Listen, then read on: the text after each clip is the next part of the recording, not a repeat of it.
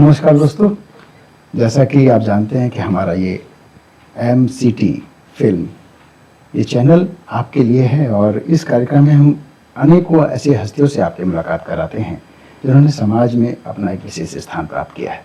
आज ऐसी ही एक महिला हमारे साथ बैठी हैं, अंतिमा सिंह जी, जो पेशे से पत्रकार हैं और एक समाज सेवी हैं। तो आइए आज हम उनके साथ वार्ता करते हैं। तो अंतिमा जी, जैसे कि आप पत्रकारिता के फील्ड में हैं और महिला हैं जी, ऐसा नहीं कि और भी महिलाएं पत्रकारिता की फील्ड में हैं। जी जी आज आपसे हम जानना चाहेंगे कि जैसा कि अभी एक सरकार करने जा रही है कि 33% जो आरक्षण अभी तक हमारा पेंडिंग चल रहा है, जो महिलाओं को सिर्फ पेपर्स के रूप में अब तक मिला है, जी जी अब लगता है कि जैसे धरातल पर उतरने जा रहा है। सिर्फ अभी बातें हैं, मैं कह नहीं सकता कि वो हो भी सकता है और नहीं भी। अगर ऐसा होता है तो आप इसे महिलाओं की उन्नति या प्रगति से कैसे जोड़कर देखते हैं? जी, मैं इसको महिलाओं की प्रगति से ही जोड़ के देखती हूँ, क्योंकि मुझे लगता है अगर समाज में या देश में महिला जितनी सशक्त होगी, देश भी उतना सशक्त होगा।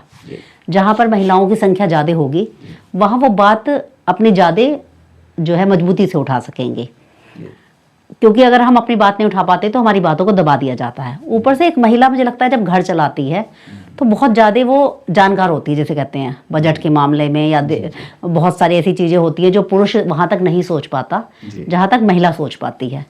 तो छोटी छोटी चीज़ें जो हैं जो पुरुष हो सकता है उससे छूट जाती हों। तो मुझे लगता है जितनी ज़्यादा महिलाएं आएंगी ऐसे मुद्दों को, और ख़ास तौर से महिलाओं के लिए अगर हमें काम करना है तो हमें महिलाओं को आगे लाना होगा।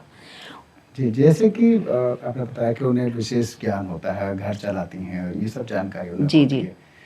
तो कहीं ना कहीं मुझे लगता है कि इसके जो बेनिफिट्स हैं जी जी वो महिलाओं को अगर ऐसे प्राप्त होते हैं तो बहुत अच्छे रहेंगे। जी लेकिन जैसा समाज में हमारे अक्सर होता है कि अभी अब कोई निगम पार्षद का चुनाव भी हो और महिला सीट है जी तो पति अपनी पत्नियों को लड़वा देते हैं। जी जी तो पत्नियां तो कभी दिखती नहीं है ना समाज में ना बाद में, जीतने के बाद पति ही उनके आगे रहते हैं। जी जी तो ऐसा ही तो कुछ नहीं हो जाएगा।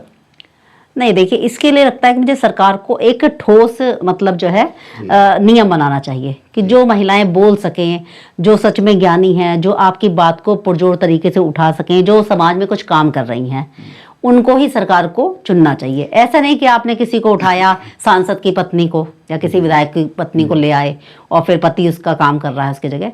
तो हमें ऐसे ही समाज में महिलाओं को, ऐसी महिलाओं को लाना जो सचमुच में धरातल पे काम कर रही हैं। मैं एक पहलू भी देखता हूँ। जी जी जैसे कि आज अगर हम कहीं चपरासी के पोस्ट के लिए भी अप्लाई करते हैं तो भारत सरकार की तरफ से उसमें मिनिमम गाइडलाइंस होती है कि आपको 10th पास तो होना ही चाहिए। जी दूसरी तरफ हम ऐसे MLA MP चुन लेते हैं जो 8वीं पास भी हैं, 10वीं पास भी हैं, जी मतलब जिनको चपरासी की नौकरी भी सरकार देने में असमर्थ है, जी जिनको नहीं मिल सकती या कोई देना भी नहीं चाहता समाज में।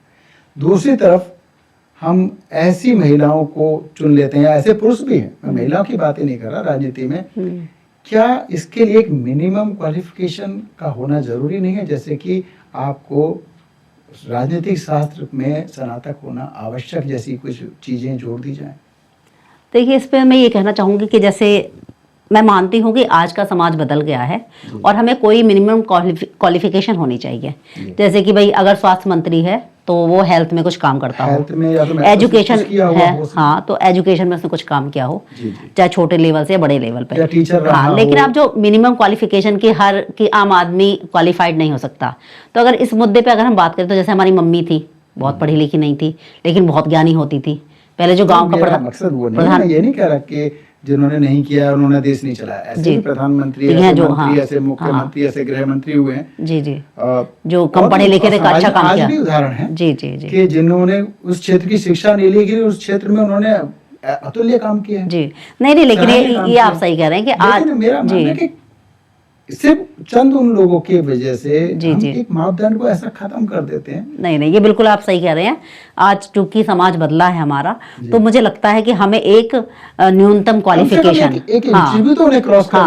उनको एक मतलब मुझे लगता है ग्रेजुएशन होनी चाहिए। मैं कहता हूँ ग्रेजुएशन भी नहीं, मैं कहता हूँ 8वीं पास भी। जी जी हाँ, एक टीम बैठे, मैं कह रहा हूँ वो अनपढ़ है। हाँ जी जी हमारा संविधान सबको अधिकार देता है। मैं संविधान के खिलाफ बात नहीं करना चाहता और ना ही मैं नहीं मानता संविधान हमारा गलत है। संविधान बहुत अच्छा है जी, मैं चाहता हूँ कि जैसे कि सब कुछ आपके डॉक्यूमेंट्स हैं, आपने एजुकेशन भी ली है, आपने शिक्षा लेने के बाद आपने अप्लाई भी किया, जॉब में फिर भी कि इंटरव्यू आपको जरूर पास करना होता है। ऐसा ही राजनीति में जब कोई पदार्पण करे, कोई आ रहा है, तो उसके लिए कुछ ऐसा क्राइटेरिया बनाया जाए कि आप उसको एक इंटरव्यू आपको देना होगा। अगर आप उस इंटरव्यू में पास हो जाते हैं तो आप पर्चा भर सकते हैं।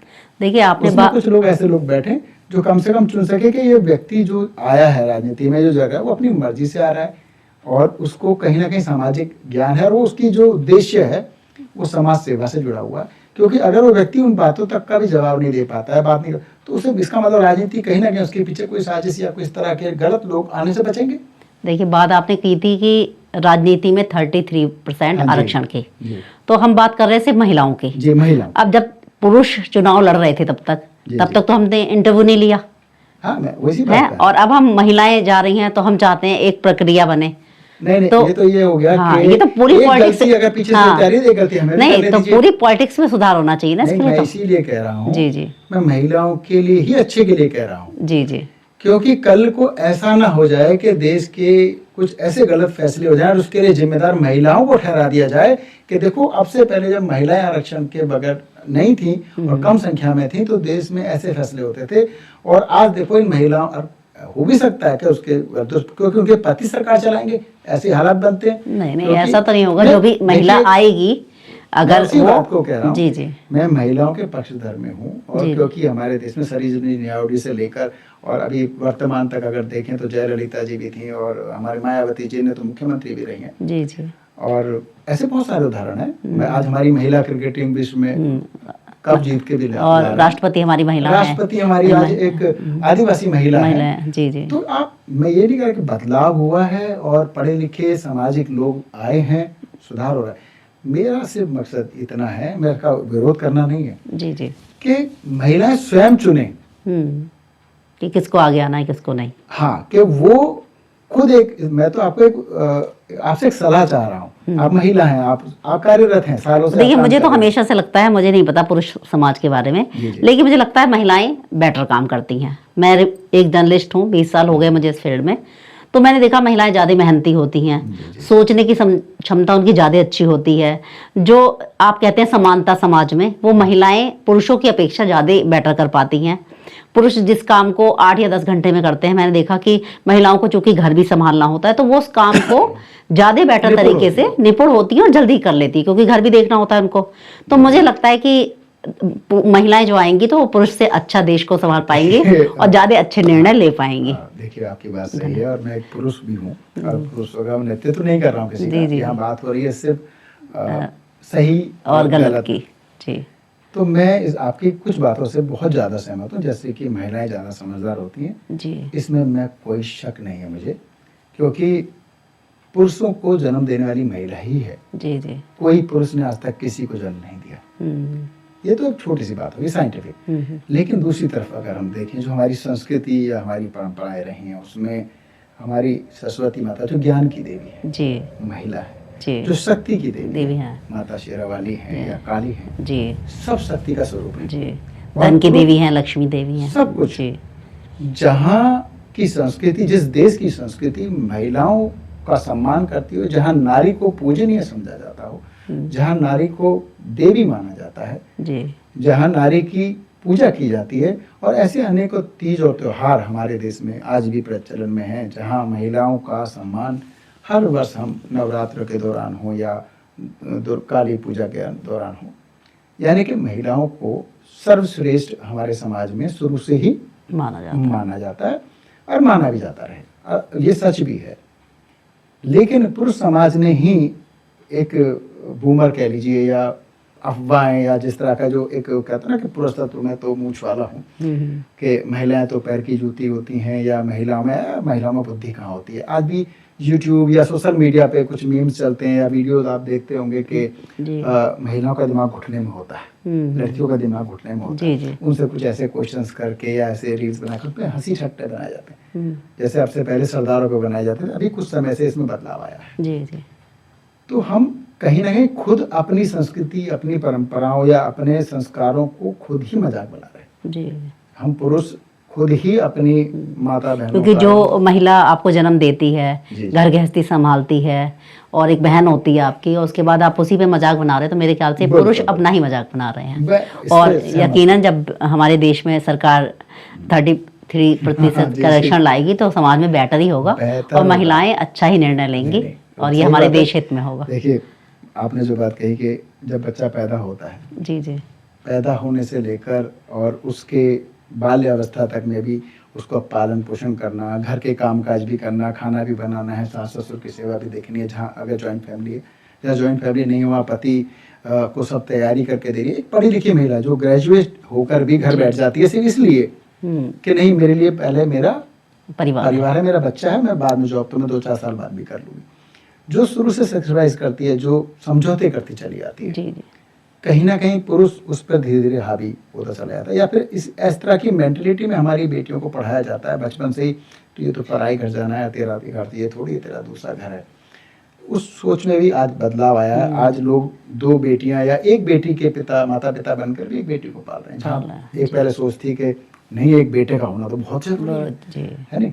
तो ये बदलाव तो श्रोतागण भी जानते हैं कि देश की, आज भारत की सोच में, देश की उन्नति और प्रगति में जो महिलाओं का योगदान रहा है, इसरो इसका उदाहरण है। हमारे जो साइंटिस्ट हैं, कुछ अभी जो हमारे कई यान ऐसे बने जिसमें महिलाओं ने विशेष भूमिका निभाई है। जी, मेरे खुद 2 बेटियां हैं और मैंने कभी नहीं सोचा हाँ, कि दूसरा कि नेवी में, आर्मी में, और यहाँ तक कि अब साइंस के ऐसे ऐसे क्षेत्रों में जहाँ महिलाओं का पहले पदार्पण नहीं हुआ था, आज महिलाएं वहाँ पहुँच रही हैं। जी, तो ये तो भारत वर्तमान सरकार की बहुत बड़ी उपलब्धि मानूंगा। अगर उन्होंने कहा है, ये सुनने में जो अभी चल रहा है ये सत्य हो, और 33% क्या, मैं तो चाहता हूँ कि कम से कम 50% भी अगर ये आरक्षण कर दिया जाए तो मेरे ख्याल से ये तब देश के हित कहीं में होगा। मैं इसको समझूंगा कि कुछ बराबरी वाला हक मिला। इसमें भी मैं महिलाओं की बराबरी नहीं मानता, लेकिन यह है कि ना होने से कुछ होना अच्छा। जी। अगर ये 33% आरक्षण भी हो जाए तो मैं कहता हूँ वो 33% 77% पर भारी पड़ेगी। ठीक है। और उसमें भारी पड़ने का एक भी है कि कुल मिला के जो भी हो, देश की उन्नति तो फिक्स है। जी। तो बहुत बहुत शुक्रिया आपका, आपने हमारे इसके कार्यक्रम में इतना बड़े अच्छे मुद्दे पे आपने सलाह दी। धन्यवाद। तो दोस्तों, आज का जो मुद्दा था आप समझ ही गए होंगे, और आपको हमारी बातों से, हमारी मेहमान की बातों से अगर आपको कोई प्रश्न आपके मन में उठता है तो हमें कमेंट बॉक्स में अवश्य बताएं, और हम अगली मुलाकात में अंतिमा सिंह जी से आपके उन सवालों का जवाब फिर से पूछेंगे। तब तक के लिए मैं आज्ञा दीजिए। नमस्कार।